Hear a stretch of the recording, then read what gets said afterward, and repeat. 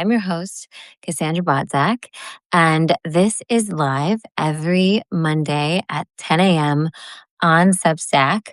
For any of you guys who want to join me live, it is a public live video so you can interact, ask me questions, and then it will be posted the following week on my podcast by the same name as my Substack, With Intention with Cassandra. So if you want to dive in, if you're listening to this on the podcast or watching this on my YouTube channel, make sure to head on over to Substack and subscribe so that you can be here live with me.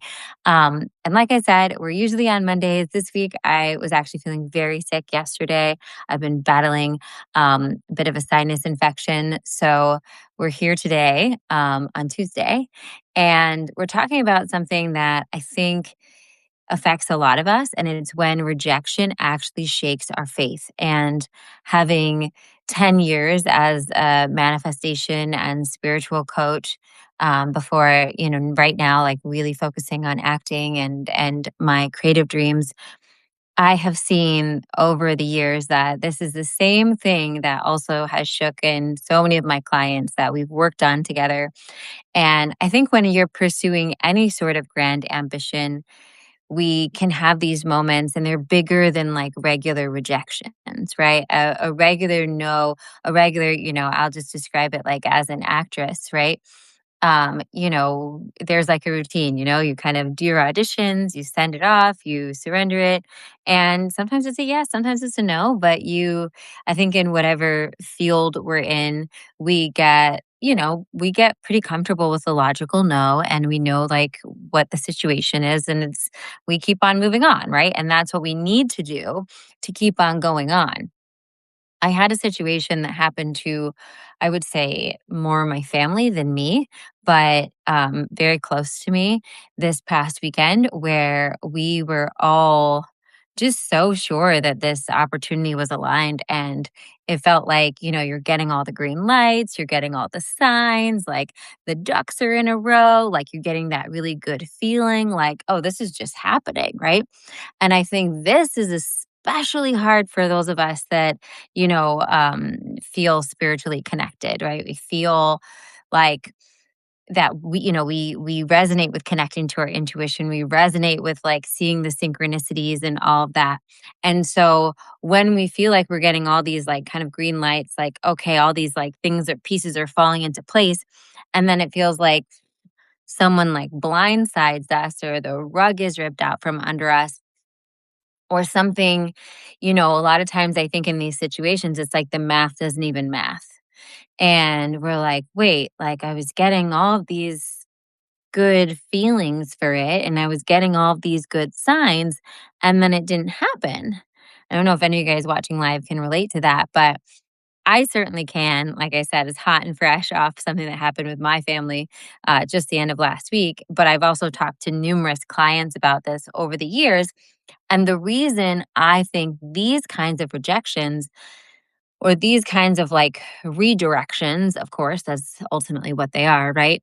But when we get them, they can be, I'm trying to think of some in the past, like I've had clients where it's like, I thought he was perfect. I thought this was the one. I thought everything was going right. He was giving me all those green lights. And then ah, feels like he like flipped a switch out of nowhere and then like decided he doesn't want this or whatnot, right? It's kind of that vibe. It can be like, someone, is courting you with a career opportunity and they're like, you're the perfect person for this and like pushing you along. And then all of a sudden you finally are like, okay, like, let's do it. Let's sign it. Let's move forward. And they get back to you and they're like, oh, actually, like we found this other like random person, so I think we're just gonna go with them. Right? Like we have these moments in life. And so I just want to talk a little bit about what my personal, very simple practice is in these moments to bounce back because I think if we don't bounce back from it, it can be like a fracture of faith and a fracture of our intuition. And that's often usually when someone starts coming to me, right? Because then they feel like, oh, I can't trust my intuition. I can't trust my path. And so my process for it is first of all, we got to feel our feelings. When me and my husband first got this news, because it was, like I said, a collective kind of family opportunity. Um, we were both just, like, flabbergasted. I don't think I've used that word a lot, but you're just, like, flabbergasted because 'cause you're just so, like, "What? What?" It was so that, like, kind of not even in our realm of, like, a possibility because all of the signs kept on pointing in the one direction. And so I think we have to just be in that moment, right? We have to let ourselves be human when, if it's the guy or the girl that like pulls the rug out or does a quick flip, or it's the job, or it's the maybe the house that you thought you were going to be able to close on, or the apartment you were thought you were going to get, or whatever it is, some sort of brand deal you're going to sign, right? Like, we have to just honor that we're human and it sucks. And it's okay to be sad and angry. And like, I really encourage just getting all of that out and allowing yourself. I think I read when I was probably 16 or something in those like teeny bop magazines. Um, Jennifer Aniston, this was like back in the day, was talking about how, like, with breakups, her yoga teacher told her to give her like 2 or 3 days where she just lets herself like sulk in the sadness, order the ice cream, watch the movies, call the friends, live the pity party or whatever, and then there's like a cutoff, right? And I've kind of taken that with me with so much in life where when something happens, like I will, depending on what the thing is, allow myself, okay, you get like the weekend, you get a couple days, like be in your feelings. And I often find that as soon as I fully give myself permission to be in my feelings, then already more opens up to me. Like once I'm just like allowing myself to be in the anger, allowing myself to be in the frustration. I was blessed because me and my husband were kind of in this one together. So we were able to like kind of verbally process a lot and bounce it off of each other. And that really helped, I think, both of us. Um, and then once I was able to do that and really just like honor my anger and honor my frustration, if you don't have like, a partner, like this is what your best friend is for or a therapist. But like, usually this can be just be best friend stuff where you're just like, can I just rant? Like, can I just tell you how unfair this is? Because we need to get that out, and that's okay. And then I go to my prayer and my meditation. And for me, it's prayer. In this kind of situation, I have a daily meditative practice that I do.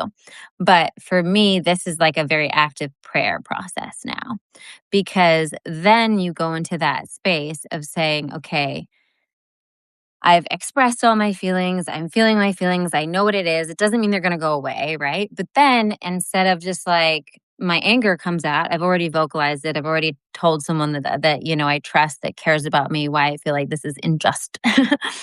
Then you have to say, okay, God, angels, guides, this feels so unfair right now. And I want so deeply to believe that everything is happening for my highest good. Can you please show me a different perspective? And I think in these instances, the wording of your prayer can be really important because if our faith is shaken a little bit, we can still claim. Oftentimes, the reason that we're aware that our faith is shaken is because we want to have the faith. We want to believe that rejection is redirection. We want to believe that we are being guided, that if this opportunity or this person or whatever wasn't the right person for us, that there's a higher plan here and there's a better thing on the horizon. And so I think it's great to, in those moments, even if you feel like you can't fully stand on your faith, to claim what you would like to believe, right? To say, hey, I really want to believe that I dodged a bullet by this person doing this, right? But right now I'm like just in my hurt box. So can you help me see that clearer? Can you help me see maybe where your divine hand was in this? And and when I say like an active prayer process, I really stand by this. This can be something, and I learned this pretty early on because when my little brother was diagnosed with a terminal autoimmune condition when he was younger, And we were going through so many different operations and hospital stays, and every day was so uncertain. And I just had to be in fervent prayer. It was like the only way I could survive. And so when I get in these emotional spaces where I'm like, wow, I am struggling right now to feel peace. I am struggling right now to be that, spiritual, being that knows that this is all part of a divine plan. I get back into that fervent, active prayer, and I can't recommend it enough. And it can look like whatever you want to talk. You can talk to it like if you have like a grandparent or, a mentor that's passed on, or, whatever higher power you want to talk to, or spiritual guide you want to talk to, or you can, talk to Mother Earth or your highest self, whoever. And it can be as casual or as formal as you want. It's just like make it yours. But I find being in that process, it gives you a place to volley that energy, right? So you get that energy of like the sadness, the confusion, the frustration, the why did this happen, the doubt of, it all working out. And when that comes in, you can kind of volley that and say, okay, I'm feeling really angry right now. It feels really unjust. Please show me. Please show me. Please show me. Please show me. And depending on the situation, oftentimes you're not going to get the full, it's not like God's going to be able to go behind the scenes to that girl or guy that effed you over and be like, this is what was going on. But you will most likely, and I did in this situation, get like an intuitive knowing and an intuitive feeling of, and in this situation, I was lucky because part of how the person addressed this conversation revealed a lot about that person and revealed a lot about their morals and how they thought it was appropriate to speak to people or speak of people. And people give themselves away a lot of times. And so, what's that? I think it's a Maya Angelou quote: when people show you who they are, believe them. And so, oftentimes, I find that, in situations like this, it can be something like that, where you tune into something and you're like, oh, now that I'm really seeing it clearly, would I even want to be in a relationship with that person who handled that matter this way? Right? Would I really want to be working for a person that thought that was like an appropriate way to handle that conversation? Would and that's sometimes, right? Sometimes that happens and you're able to get that clarity. And other times you just to be straight up, you won't. You might just get a feeling of peace. You just might get that feeling of relief of knowing, like, okay, something better's down the pike. Because sometimes it's not even about whatever just happened. It's about what's like already on its way to you that you can't even see because now you're just worried about this thing that you thought was supposed to happen that didn't happen, right? Um, and and so that helps me. I don't know. Feel free to comment. Do you have questions or anything going on around this that's coming up for you? And then I would say, you know, that can continue as long as you need it to continue. And it will naturally get less the more you start giving it over to God and keeping your daily meditation practice where you get to connect to yourself and coming back to that truth and asking yourself, actually, one of the most beautiful reflections, I reached out to a girlfriend who kind of knew what was going on, and I told her, and she was invested in it happening too for certain reasons. And her response was so beautiful, was like, well, the level of upset you guys are feeling that this is not moving forward clearly shows that there is a desire for this or something like this, right? For the characteristics of this, right?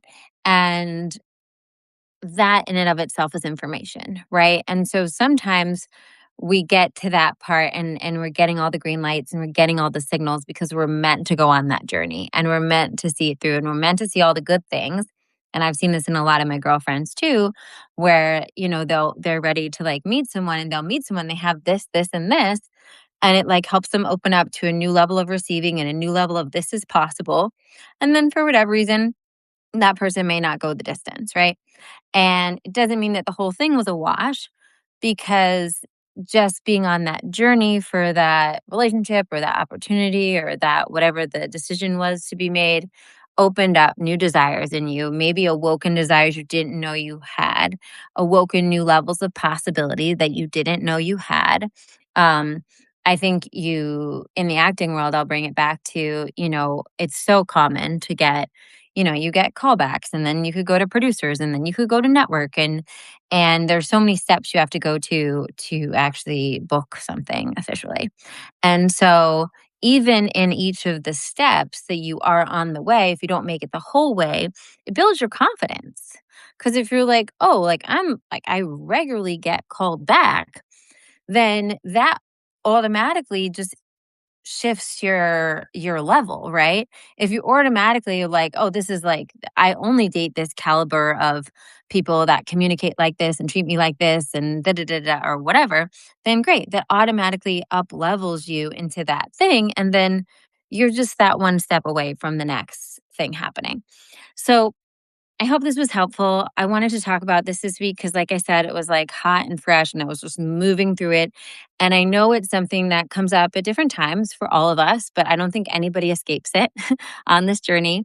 And I think it can be one of those things that do shake our faith, but it doesn't need to. And I think in it's often an invitation for us to even deeper, like reconnect to our faith and reconnect to that um, intuition and that prayer practice. And I think when we do, if we don't just like run away in the other direction because we're like, oh, now I can't trust that, nothing that's happening.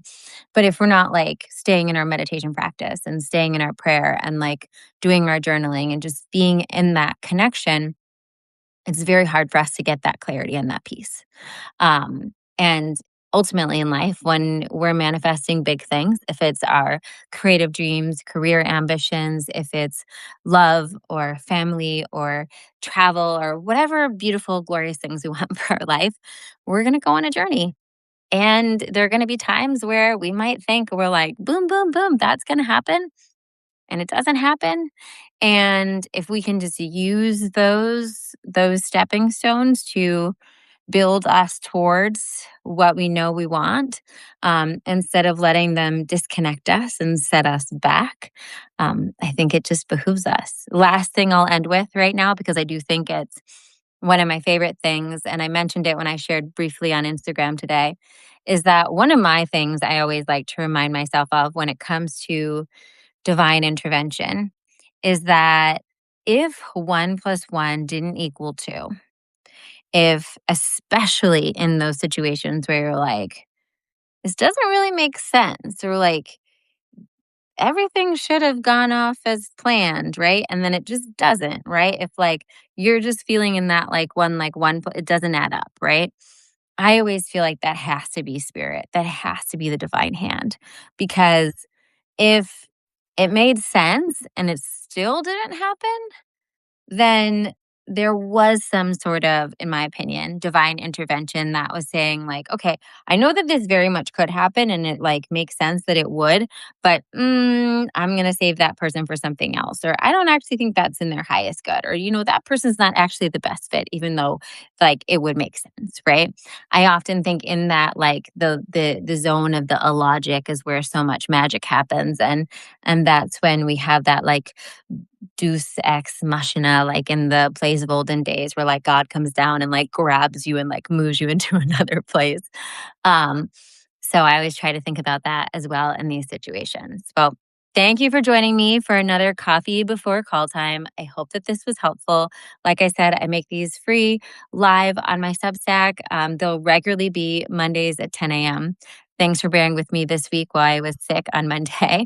But you can always join me live, ask questions, or comment on it afterwards. We always post it right afterwards, so that you can do that. So thanks for being here with me. I'll see you next week.